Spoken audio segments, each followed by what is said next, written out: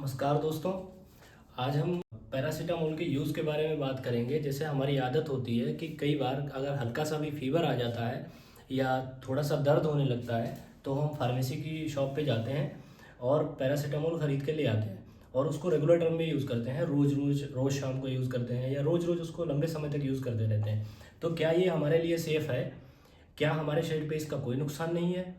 ठीक है, तो अगर हम ऐसा सोच रहे हैं कि ये हमारे शरीर पे कोई नुकसान नहीं डालता है तो ये सोचना बिल्कुल गलत है। चाइना में एक रिसर्च हुई है जिसमें वैज्ञानिकों ने ये बताया है कि पैरासीटामोल अगर लॉन्ग टर्म तक यूज़ किया जाए, लंबे समय तक, जैसे कई महीनों तक या सालों तक लोगों को आदत हो जाती है रोज़ यूज़ करने की, तो ये बताया है उन्होंने कि ये हमारे लीवर पर बुरा प्रभाव डालता है। NaPQI N acetyl P benzoquinone imine जो प्रोडक्ट है वो एज ए बाई प्रोडक्ट इसमें पैरासीटामोल के ब्रेकडाउन में निकलता है और वो लीवर की सेल्स में इकट्ठा हो जाता है। ठीक है, क्यों? क्योंकि ग्लूटाथियोन एक लिमिट तक इसको डिटॉक्सिफाई करता है लीवर की सेल्स को और इस प्रोडक्ट को। ठीक है, और जब ये ज़्यादा इकट्ठा होने लगता है, जब हम रोज़ रोज़ यूज़ करते हैं तो ये ज़्यादा बनेगा और जब ज़्यादा इकट्ठे होने लगता है तो फिर इसको ये लीवर की सेल्स में डैमेज काज करने लगता है, नेक्रोसिस करता है। नेक्रोसिस क्या होता है?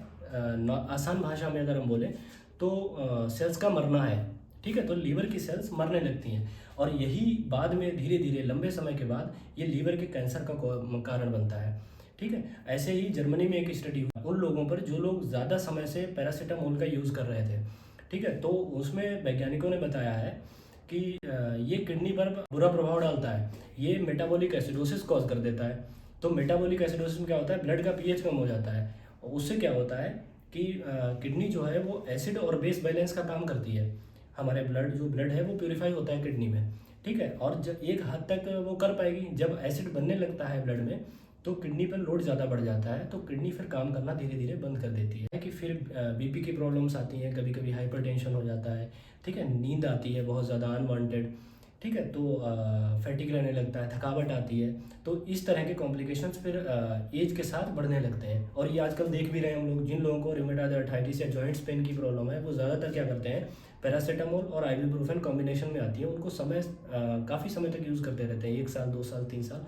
एक टाइम के बाद हम देखते हैं कि उनके लीवर डैमेज होने लगते हैं या लीवर की संबंधी प्रॉब्लम आने लगती हैं।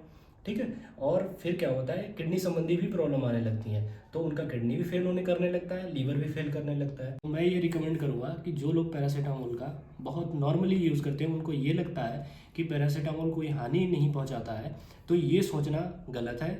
और ये साइंटिफिक प्रूफ है, एविडेंस है और रिसर्चेस हैं जो हमें बताती हैं कि पैरासीटामोल सेफ़ नहीं है अगर हम ज़्यादा यूज़ करते हैं इसका। अगर इसकी ओवरडोजिंग हो जाए या लॉन्ग टर्म तक इसका यूज़ करें तो ये सेफ़ नहीं है, ये हमारे लिए हानिकारक है। ठीक है, तो थैंक यू।